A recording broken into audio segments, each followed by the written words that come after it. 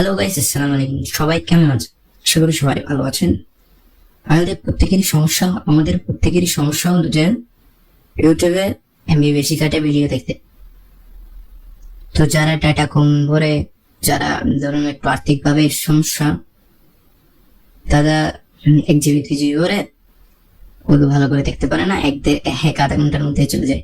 তো এই সমস্যাটি সমাধান করা যায়। আপনি 1 জিবিকে একদিন খেতে পারবেন যদি ভিডিও দেখেন। তবুও অনেকক্ষণ ভিডিও দেখার পরও 1 জিবি কাটবে একদিনে।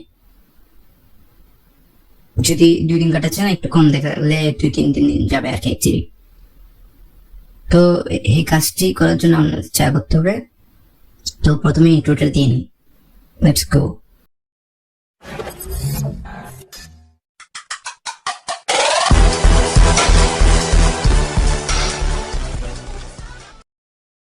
তো আপনাদেরকে যা করতে হবে, প্রথমে ইউটিউবে চলে যাবেন।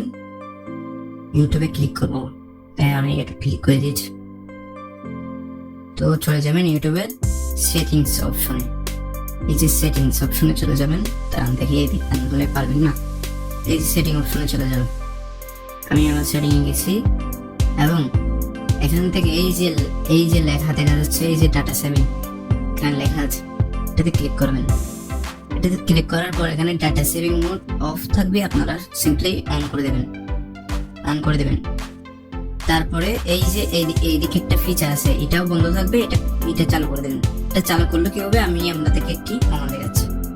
ধরুন আমি এই যে এই ভিডিওটি দেখবো, এই ভিডিওটি দেখার জন্য এই যে এদিকে দেখুন, এখানে দেখুন ডাটা সেভার, এটা কাটবে মাত্র 7 MB। এই উপরের গুলোতে একটু বেশি MB কাটবে, বুঝছেন?